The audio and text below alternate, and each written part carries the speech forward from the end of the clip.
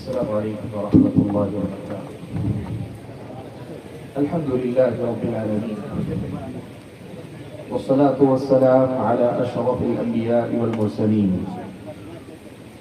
وعلى آله وأصحابه أجمعين ومن تبعهم بإحسان إلى يوم الدين. يا أيها الذين آمنوا اتقوا الله حق تقاته ولا تموتن إلا وأنتم مسلمون. يا أيها الناس اتقوا ربكم الذي خلقكم من نفس واحدة وخلق منها زوجها وبث منهما رجالا كثيرا ونساء واتقوا الله الذي تساءلون به والأرحام إن الله كان عليكم رقيبا. يا أيها الذين آمنوا اتقوا الله وقولوا قولا سديدا يصلح لكم أعمالكم ويغفر لكم ذنوبكم ومن يطع الله ورسوله فقد فاز فوزا عظيما. أما بعد فأعوذ بالله من الشيطان الرجيم. بسم الله الرحمن الرحيم. وأنزل الله عليك الكتاب والحكمة وعلمك ما لم تكن تعلم وكان فضل الله عليك عظيما. لائق احترام صدر اجلاس، معزز علماء کرام، مدرسہ عبدالرحمن السلفیہ اس ادارے کے ذمہ دار حضرات اور طلبہ اور اساتذہ کرام، شریک اجلاس بزرگوں، نوجوان بھائیوں اور پردہ نشین خواتین اسلام،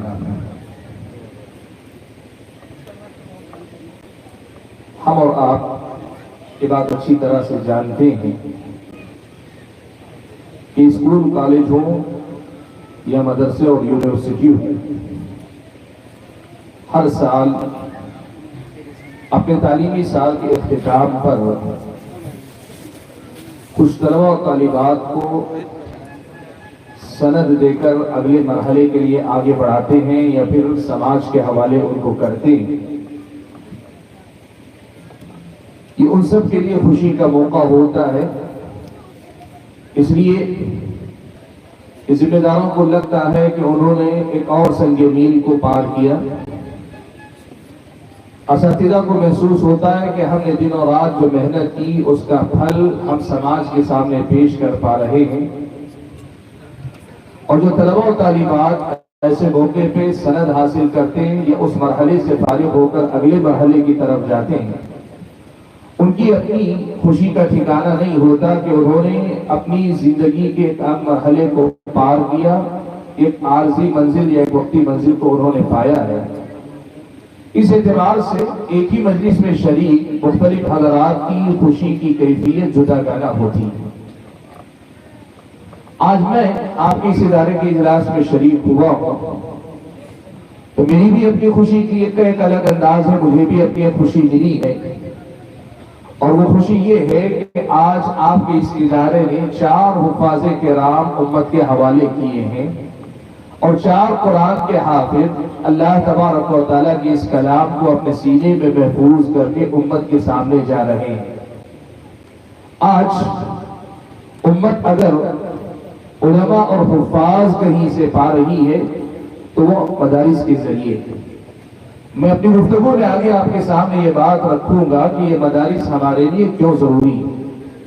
آپ جب میری گفتگو کے اختتام تک پہنچیں گے تو شاید آپ کو بھی میری خوشی کا اندازہ ہوگا کہ میری اپنی خوشی اس میں کیوں ڈھونڈ رہا ہوں۔ یقین مانیں، اگر ایک طرف مسلمانوں کی جہالت اور پسماندگی کی وجہ سے اور دوسری طرف دشمنان اسلام کی منصوبہ بندیوں کی وجہ سے اسلام کے بارے میں کوئی خطرہ نہیں، خدشہ نہیں، وہ تو ہمیشہ رہے گا، لیکن ہم اور آپ جیسے مسلمان جو دین سے بڑا کمزور رشتہ رکھتے ہیں، ان کے دین و ایمان پر جو خطرہ منلاتا نظر آتا ہے، اس کے لیے اگر کوئی چیز ہم اور آپ کو امید جگاتی ہے اور یہ بتاتی ہے کہ یہ خطرہ نہیں، یہ انشاءاللہ ٹل جائے گا، تو وہ یہی حفاظ ہیں، یہی علماء ہیں۔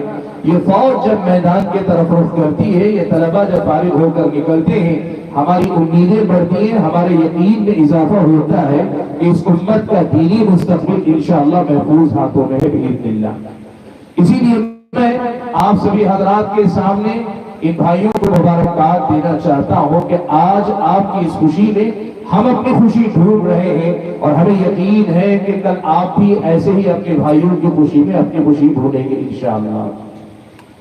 حاضرین گرامی، اس وقت میں آپ کے سامنے کھڑا ہوں، میرے سامنے 3 کام ہیں۔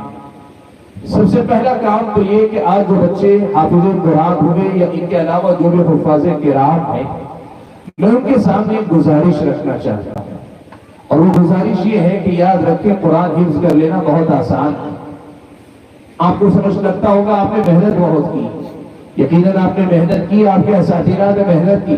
جس بچے کو ناظرہ نہ آتا ہو، جس بچے کا نورانی قاعدہ یہاں شروع ہوا ہو، اس بچے کو حافظ قرآن بنانا بہت مشکل کام ہے۔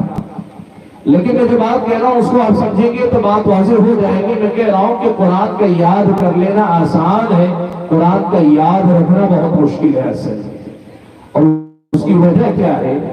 اس کی وجہ یہ ہے کہ یاد کرتے ہوئے ایک ادارہ ہوتا ہے، ایک مدرسہ ہوتا ہے، ایک سسٹم ہوتا ہے، اور مستقل ایک استاذ کی نگرانی رہتی ہے، والدین کی آپ کے ساتھ مطابقت ہوتی ہے، یعنی والدین فالو اپ کرتے ہیں، سال بسال آپ کا امتحان ہوتا ہے، سال میں 2 سے 3 مرتبہ، تو آپ کے لیے اتنے اسباب مہیا ہوتے ہیں، آپ یاد کرتے ہیں، بسا اوقات کرنے میں مجبور ہوتے ہیں، لیکن ایک مرتبہ حافظ قرآن کہلا کر سرٹیفکیٹ لے کر آپ باہر نکلتے ہیں تو پھر آپ کا پھر کہیں نہ امتحان ہوتا ہے، نہ کوئی آپ کو پڑھنے پہ مجبور کرتا ہے، اور نتیجہ یہ ہوتا ہے کہ غفلت ہوتی ہے اور اچھے خاصے حفاظ قرآن یاد کرنے کے بعد بھول جاتے ہیں۔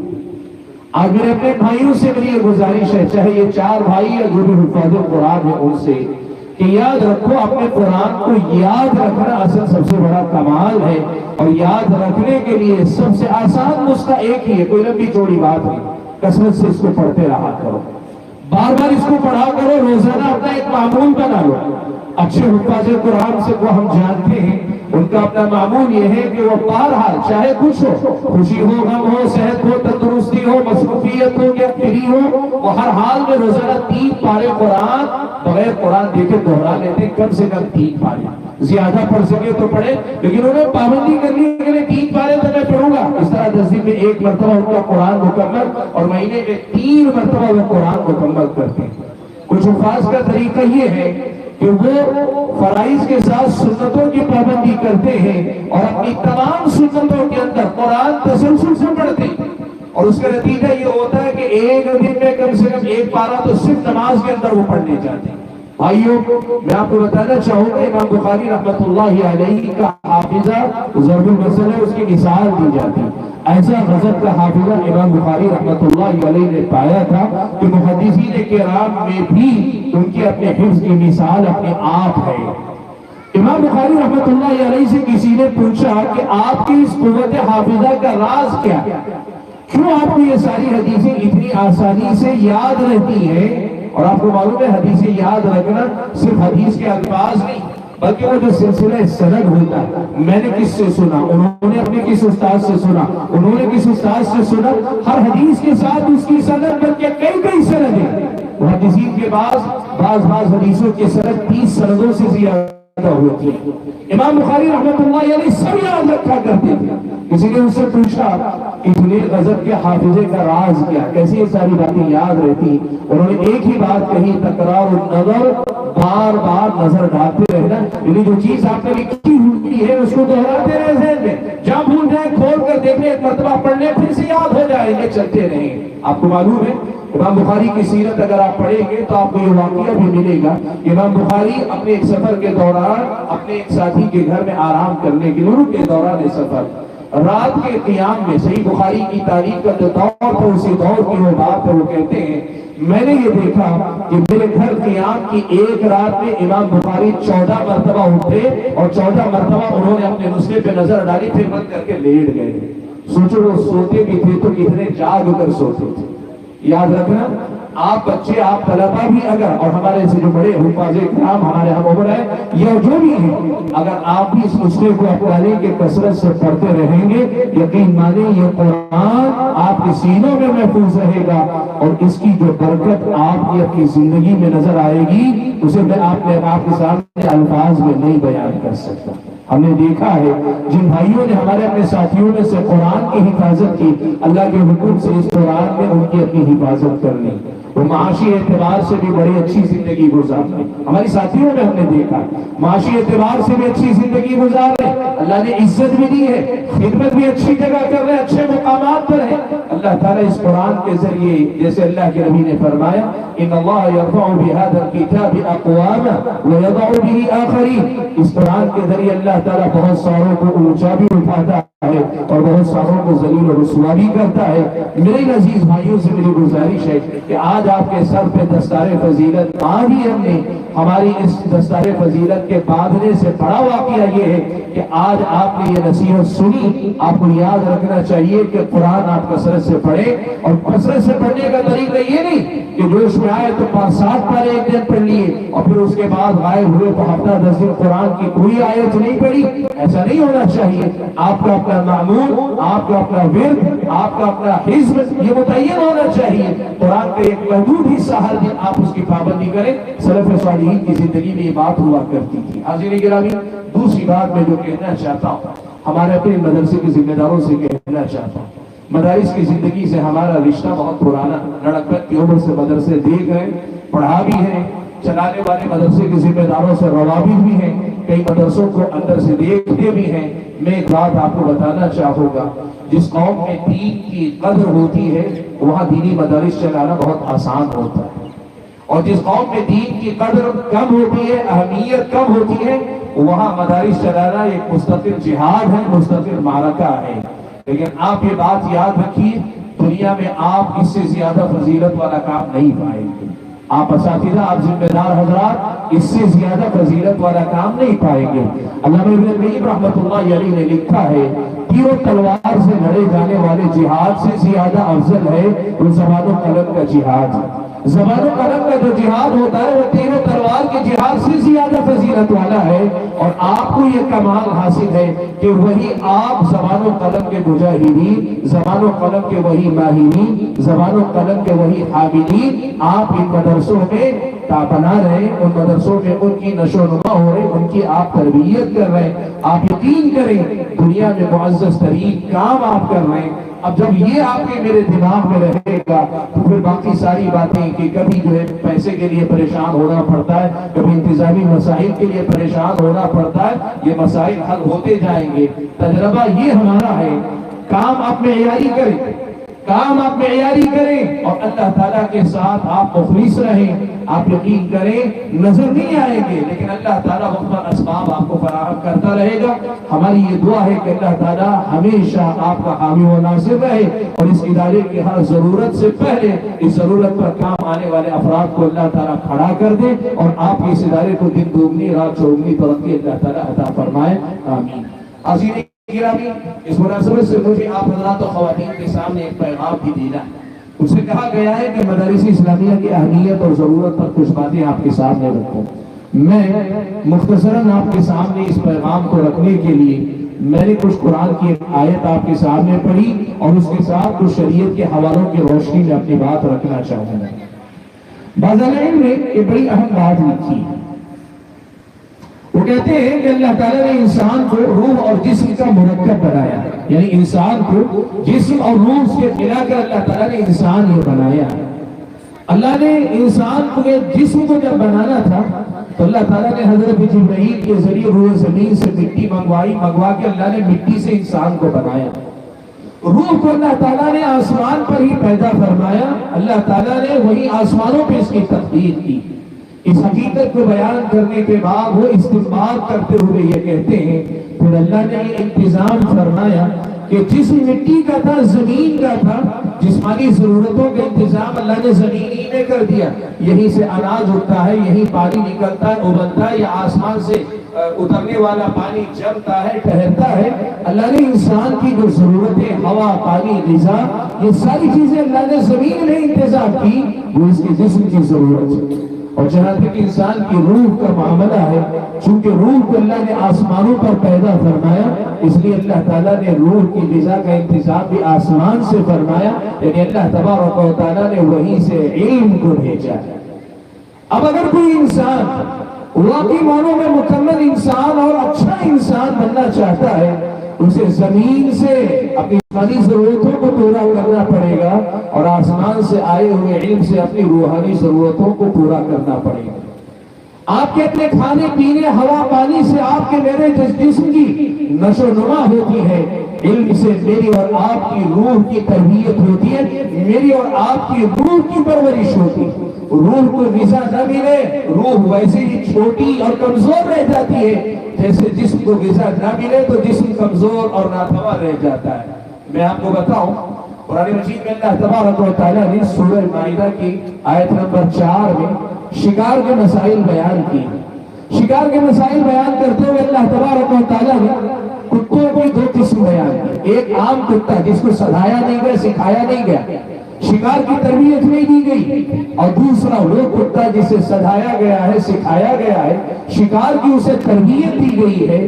قرآن و سنت میں اگر آپ دیکھیں گے، میں نے جس آیت کا حوالہ دیا وہ بھی اور اس کے علاوہ احادیث میں بھی اسلام نے یہ فرق بتایا ہے کہ سکھایا ہوا، سکھایا ہوا، تربیت یافتہ کتا اگر جا کر شکار کرتا ہے تو اس کا شکار حلال ہے، اور اگر غیر تربیت یافتہ کتا شکار کرے تو اس کا شکار حرام ہے، ناجائز ہے۔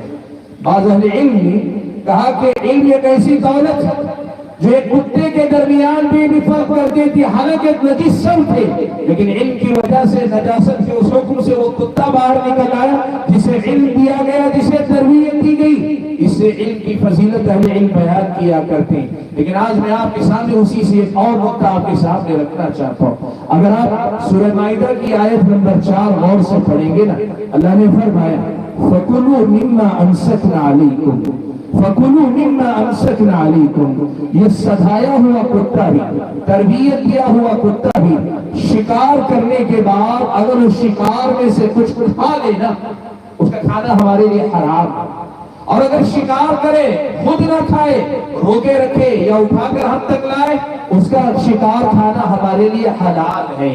بھائیوں، اس کی تفصیل سے ہمارے اور آپ کے سامنے جو نقطہ سمجھ میں آتا ہے وہ کیا معلوم آپ کو؟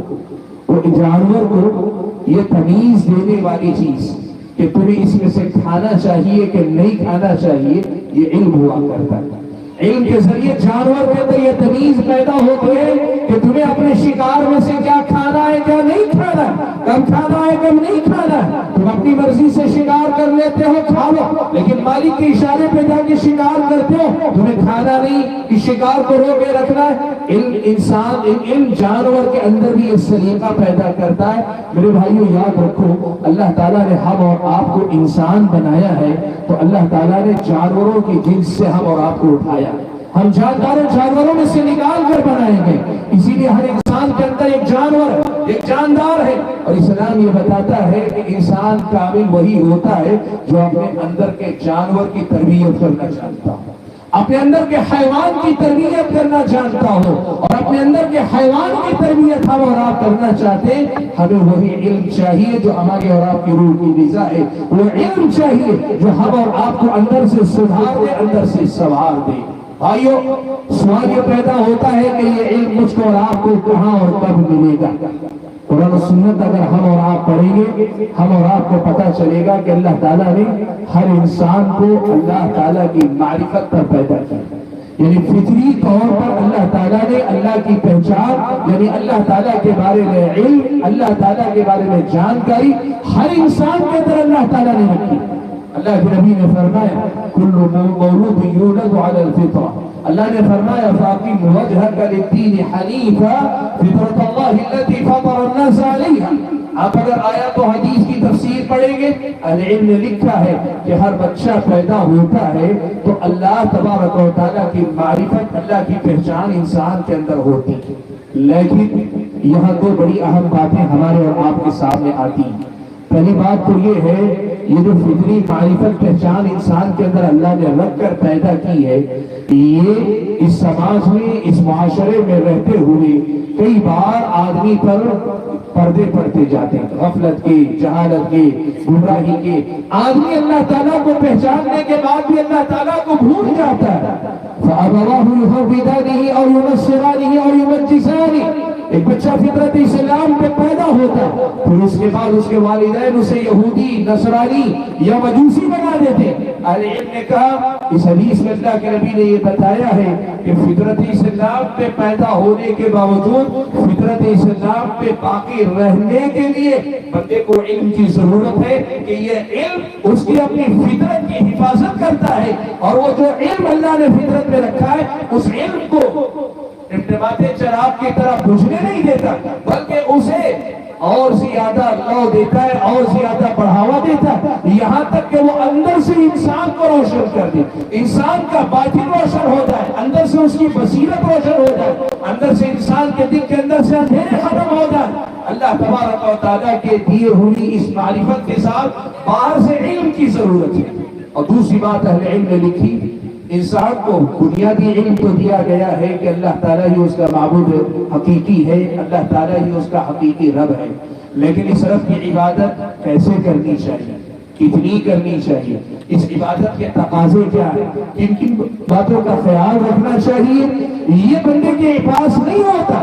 علم آپ کو یہ دوسری چیز دیتا ہے، اپنے اس فطری معرفت کی حفاظت کے ساتھ ساتھ آپ کو علم یہ سلیقہ دیتا ہے کہ آپ اللہ کی عبادت کرنے کا طریقہ سیکھ لیں۔ مختصر الفاظ میں سمجھیے، اپنے اندر کے حیوان کو قابو میں رکھ کر اپنے اندر کی جو ملکوتی صفات ہے، وہ جو نیکی کا جذبہ ہے، اس کو بڑھاوا دے کر کامل اور مثالی انسان بننے میں یہ علم آپ کو مدد دیتا ہے۔ بھائیو، اگر اس قدر زیادہ اس علم کی اہمیت اور ضرورت میری اور آپ کی زندگی میں ہے تو اگلا سوال یہ پیدا ہوتا ہے کہ یہ علم مجھ کو اور آپ کو اور ہمارے اور آپ کے سماج کے افراد کو کہاں مل رہا ہے؟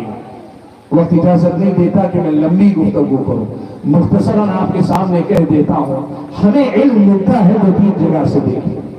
سب سے پہلے تو مکتب کی تعلیم، مکتب کی تعلیم سے مراد بچے جو انجمن میں پڑھتے ہیں، صبح شام کے مدرسے میں پڑھتے ہیں، مکتب میں پڑھتے ہیں، وہ جو صبح میں آدھے گھنٹے کے لیے جاتے ہیں، 1 گھنٹے کے لیے جاتے ہیں، کبھی شام میں جاتے ہیں، صبح شام جاتے ہیں۔ کچھ بچے مکتب میں پڑھتے ہیں اور بہت سارے بچے والدین کی گود میں پڑھتے ہیں، ماں سکھاتی ہے، باپ سکھا دیتا ہے، اور بعض اہل خیر کو اللہ نے یہ دیے تو وہ حافظ قرآن کو یا عالم دین کو اپنے گھر تک لے آتے ہیں، پڑھاتے ہیں۔ بہرحال جیسے بھی ہو، دینی تعلیم جو دی جاتی ہے، علم ہمیں کہاں ملتا ہے؟ ایک تو مکاتب کے اندر ملتا ہے، نمبر 1۔ دوسرے نمبر پر علم ہم کو اور آپ کو کہاں سے ملتا ہے؟ ہم کو اور آپ کو کہاں سے ملتا ہے؟ میں آپ کو بتانا چاہوں گا، وہ ہوتے ہیں خطبات جمعہ یا مساجد۔ آپ جانتے ہیں اس وقت ملت کا یہ حال ہے، مختلف مکاتب فکر کی مسجدوں میں خطبات جمعہ کی یہ صورتحال ہے کہ وہاں قصے کہانیاں، ہنسنا ہنسانا اور ادھر ادھر کی باتوں میں وقت گزرتا ہے۔ عام مقصد خطبات جمعہ کم ہوتے، لیکن چلے پھر بھی جو ہوتے وہ مساجد دوسرے جہاں سے آپ کو دین سیکھنے کو ملتا ہے۔ تیسری جو ذریعہ جہاں سے آپ کو مجھ کو دین سیکھنے کو ملتا ہے وہ ہے، اگر لکھنے پڑھنے والے ہو تو کتاب، اور لکھنے پڑھنے والا مزاج نہ ہو تو یہ دینی جماعتیں، یہ جو دینی تنظیمیں مختلف حوالوں سے کام کر رہے ہیں، یہ آپ کو دین سکھاتے ہیں، پروگرام رکھتے ہیں، مختلف قسم کے دعوتی اصلاحی پروگرام یہ آپ کو سکھاتے ہیں۔ نئے زمانے کے اندر آپ دیکھیں گے ایک اور ذریعہ ہے سوشل میڈیا، کہ یہاں سے بھی بہت ساری باتیں لوگوں کو سیکھنے کو ملتی ہیں۔ لیکن میرے بھائی ایک بات آپ مجھے بتاؤ، ان تمام میں سے ہر جگہ دین سکھانے والے آپ کو کہاں ملتے ہیں؟ آپ کو مکتب میں پڑھانے والا ہو، مسجد میں خطبہ دینے والا ہو، یا مسجد میں صبح شام کا درس دینے والا ہو، کتابیں لکھنے والا ہو، یا پھر یہ کہ آپ کے سامنے دینی پروگراموں میں، مختلف جماعت و جمعیتوں کے پروگراموں میں آپ کو دین سکھانے والے ہو، یا پھر یہ کہ سوشل میڈیا کے دور میں آج آپ کو سکھانے والے، یہ سارے آپ کو کہاں سے ملتے ہیں؟ یہ سارے آپ کو کہاں سے ملتے ہیں؟ کبھی آپ نے سوچا، آپ کو اندازہ ہے آپ نے زکوٰۃ سے بڑھ کر مدارس کو دیکھنے کے بارے میں کبھی سوچا نہیں؟ مجھے معاف کریں گے، مدارس کے بارے میں ہمارا اپنا مشاہدہ یہ ہے کہ اہل خیر بھی بڑی تعداد میں کی مدارس کو زکوٰۃ ہی دیتی ہے۔ اللہ کا فضل و کرم ہے، بعض اہل خیر اب نظر آتے وہ زکوٰۃ دینے کے بجائے اپنے عام عطیات سے مدد کرتے ہیں، لیکن بالعموم ہندوستان کی صورتحال زکوٰۃ کے 2.5% پر یہ مدارس چلتے ہیں، لیکن یہی مدارس اور انہی مدارس سے باہر نکلنے والے طلباء، علماء آپ کی تمام دینی ضرورتوں کو پورا کرنے والے ہیں۔ بھائیو ایک بات یاد رکھنا، یہ دین وہ بنیاد ہے کہ اسی سے آپ کی پہچان ہوگی، آپ کی حیوانیت سے اٹھا کے آپ کو انسان بنایا جاتا ہے، آپ کی اس دنیا کے اندر ایک مثالی مسلمان بنایا جاتا ہے، آپ کے رب سے آپ کو واقف کروایا جاتا ہے، آپ کے نبی سے آپ کو جوڑا جاتا ہے، آپ کے اسلام آپ کو سکھایا جاتا ہے، آپ کو اپنا دین دیا جا رہا ہے، اور یہ دین جو دین کہ آپ کے آخرت میں کامیابی کی ضمانت ہے اور اکیلی ضمانت ہے، اور وہ دین جو اس دنیا کے اندر بھی آپ کو ایک بہتر زندگی دینے کی گارنٹی دیتا ہے، وہ دین آپ کو ملتا ہے انہی مدارس کے فارغین کے ذریعے۔ اور آج یہ صورتحال ہے کہ یہی مدارس سب سے زیادہ بے کسی کا منظر پیش کرتے ہیں۔ آپ کبھی جاؤ، میں گزارش کروں گا ان جلسوں میں کم آیا کریں آپ، یا بہت آیا کریں، لیکن اس سے زیادہ آپ دنوں میں مدرسوں کے در و دیوار کو جا کے دیکھیں، ان کے اپنے کمروں کو دیکھیں، ان کے اپنے کمروں میں چلتی ہوئی لائٹ کو دیکھیں، وہ بجلی بچا کر بچوں کو پڑھاتے ہیں، وہ بچوں کو پڑھاتے ہیں ایسے کہ بچوں کو پڑھنے کے لیے پوری روشنی نہیں ہوتی۔ آپ جا کر ان کے حمامات دیکھیں، وہ بچے باقی صفائی کا اہتمام کر نہیں پاتے، اور اچھے انتظام کے لیے جس قسم لوگوں کو رکھنا ہے اس کے لیے بجٹ اجازت نہیں دیتا۔ 2.5% زکوٰۃ خرچ کر کے ہم چاہتے ہیں ساری امت کے دین و ایمان کی حفاظت کر لے جائے، ایسے نہیں چلا کرتا اللہ کے بندو۔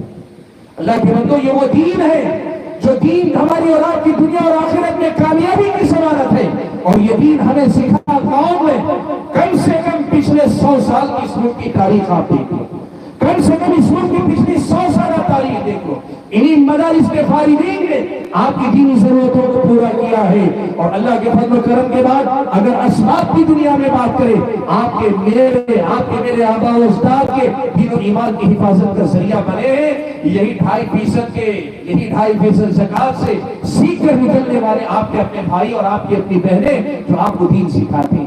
بھائیوں، یہ دینی مدارس کی ضرورت اور اہمیت کو سمجھو، اور ان کی ضرورت کو سمجھتے ہوئے ان کو سنبھالو۔ دیکھو، آج آپ کو معلوم ہے، اگر آپ دیکھنا چاہیں ہمارے اپنے ملک کے اندر موجودہ جو حکومت کا معاملہ ہے، پچھلے اس کے اپنے 8 سالہ دور کے اندر بہت سارے قوانین میں تبدیلی آئی، بہت ساری پالیسیوں میں تبدیلی آئی۔ آپ صرف ایک مسئلہ دیکھیں، مدارس اور مدارس دینی تعلیم سے متعلق کیا کیا قانون تبدیل کیے گئے، کیا کیا پالیسیاں لائی گئیں، آپ حیران رہ جائیں گے کہ اتنے قوانین بدلے گئے ہیں کہ شاید 10 سال بعد مدرسے ویسے نہیں رہ جائیں گے جسے مدارس آج ہم دیکھ رہے ہیں۔ میں آپ سے ایک سوال پوچھنا چاہتا ہوں، ان مدارس کی اتنی زیادہ فکر ہونے کیوں؟ اگر آپ کہتے ہیں مسلم قوم کا معاملہ ہے، میں آپ کو بتانا چاہتا ہوں 5% سے بھی کم مسلم قوم کے بچے مدرسے میں آتے ہیں۔ 95% سے زیادہ مسلم بچے خود اسکولوں اور کالجوں میں جاتے ہیں، چاہے وہ پرائیویٹ اسکول ہو یا گورنمنٹ اسکول۔ 95% مسلم قوم کے بچے جہاں پڑھتے ہیں وہاں اس کے تعلق سے حکومت کی توجہ کم ہے، اور جو 5% سے کم جو بچے جن مدارس میں آتے ہیں ان کے بارے میں اتنے قوانین کی تبدیلی کیوں لائی جائے؟ آپ نے کبھی سوچا اس پر؟ کبھی آپ نے اس میں غور کیا؟ مسئلہ یہ ہے کہ ان کے پیچھے ایک تھنک ٹینک، ان کے پیچھے غور و فکر کر کے ان کو بتانے والے اس ملک کے مسلمان کو مسلمان باقی نہیں رکھنا۔ اس ملک میں مسلمان رہے گا لیکن مسلمان کی حیثیت اور شناخت کے ساتھ باقی نہیں رہے گا، یہ ان کا مشن ہے، اور اس مشن کو پورا کرنے کے لیے انہیں معلوم ہے کہ ان مدارس کو معطل کرنا، یہ ان کے کردار کو گھٹانا ضروری ہے۔ بھائیوں، اگر اپنی نظر سے، اپنے نظریے سے، اپنی سمجھ سے ہم اپنے مدارس کی اہمیت اور ضرورت کو نہیں پہچان پا رہے تو کم سے کم سامنے والے آپ کے مدارس کو جو اہمیت دے رہے ہیں اس کی روشنی میں تو کم از کم ان مدارس کو پہچانیں۔ یقین مانیں، ہماری اور آپ کی دینی ضرورتوں کو پورا کرنے کے لیے فی الوقت اس ملک کے اندر، بر صغیر کے اندر، یہ مدارس اللہ تعالیٰ کی بہت بڑی نعمت ہے۔ اس لیے بھائیوں، ان مدارس میں اپنے سب سے اچھے بچوں کو بھیجا کرو، سب سے اچھے اساتذہ کو لا کے مقرر کرو، اچھی اور اعلیٰ تنخواہیں دو۔ مجھے کہنے دیں اساتذہ کی تنخواہوں کا معیار کیا آپ کو معلوم؟ میں آپ کو کہوں، یہ جو بچوں کی تعلیم ہے نا، جیسے آپ کے اسکول کا ایک اسکیل، پے اسکیل ہوتا ہے، آپ اس سے اس کا کمپیریزن کر کے دیکھ لیں، اس کی آدھی تنخواہ بھی اساتذہ کو نہیں ملتی جو اسکول کے استاذ کو ملتی ہے۔ یہ مت کرو اللہ کے وقت، अच्छे बच्चे मदरसे में दाखिल करो, अच्छे काबिल असातिज़ा को लाओ और इंतिज़ामिया में भी अच्छे लोगों को लाओ। और आप में किसी के पास सलाहियत है, वक्त है, आप अगर बोलो मैं लिल्लाह फिल्लाह बगैर किसी ओहदे के, बगैर किसी उसके मैं खिदमत करना चाहता हूँ, संभालो। आप यकीन करें अल्लाह बेहतर जानता है मुस्तकबिल किसका क्या होगा, कैसे होगा। लेकिन हालात अगर देखें तो समझ नहीं आता है। हम मदारिस को संभालेंगे, ये मदारिस अल्लाह के फज़ल व करम के बाद हमारे और आपके दीन और ईमान की हिफाजत का जरिया बनेंगे। और अगर हमने मदारिस को नजरअंदाज किया ना, फिर अल्लाह ही बेहतर जानता है कि मुस्तकबिल हमारे और आपकी अगली नस्लों का दीनी एतबार से कैसे होगा। मैं अपनी गुफ्तगू को खत्म करते हुए आप तमाम का शुक्रिया अदा करता हूँ कि आपने मेरी बातों को सुना। गुजारिश ये करता हूँ कि सुनी हुई बातों पर गौर करें और गौर करने के बाद बहुत लंबा प्लान ना करें, बहुत दूर ना जाए। आज आप लोग तकरीबन यही आसपास के, आप सिरसी के, उसके अतराफ के कस्बा जात के, आपके अपने सिरसी शहर में जितने मदारिस हैं, जितने मकातिब हैं, और आज चूंकि इसी मदरसे का प्रोग्राम है, खुद ये मदरसा है, हम सब आपस में मिलकर सिर्फ यही इलाके के मदरसों को संभालने बस है। आप कम से कम आप इन्हीं को अपनी तरफ तवज्जो दें, इनको एक मेयारी इदारा बना देता है, आप अपनी मंजिल को पा लेंगे। मुझे खुशी हुई, मैं ये बात खास तौर पे देख रहा था, 4 हुफ़ाज़े किराम में हिफ्ज़ करने वाले बच्चे कहाँ के, पता चला कि एक बच्चा इस इलाके का नहीं है, यानी वो अपने असल हो सकता है उसके वालिद मोहतरम भी यही खिदमत करते हो, उस एतबार से वो बच्चा भी यहाँ का, वरना कम से कम 3 बच्चे इसी इलाके के हैं। ये बड़ी खुशी की बात है। आपकी मेहनतों से आपके इलाके के बच्चे फायदा उठा रहे, ये मदरसे मजबूत होंगे, आपका इलाका सबसे पहले मुस्तफीद होगा। और आपके इलाके के साथ उम्मत का कहीं का भी कोई बच्चा आपके इदारे में आता है, आप कबूल कीजिए, पढ़ाइए, सिखाइए और उसको आगे भेजने की कोशिश कीजिए। अल्लाह ताला आपकी हमारी सबकी कोशिशों को कबूल फरमाए और हमें अपने नेक मकासिद में कामयाबी अता फरमाए, आमीन। मैं मदरसे अब्दुर्रहमान इब्न औफ सलफिया के जितने जिम्मेदार भाई हैं, जिम्मेदार हजरात हैं, तमाम का शुक्रिया अदा करता हूँ कि आज के इस इजलास में मदूर करके आपने कुछ बुनियादी बातें रखने का मौका दिया। अल्लाह ताला से मेरी दुआ है कि अल्लाह मुझको और आपको कहने और सुनने से ज्यादा अमल करके अपनी जिम्मेदारियों को पूरा करने की तौफीक अता फरमाए, आमीन। व आखिर दावाना अल्हम्दुलिल्लाहि रब्बिल आलमीन।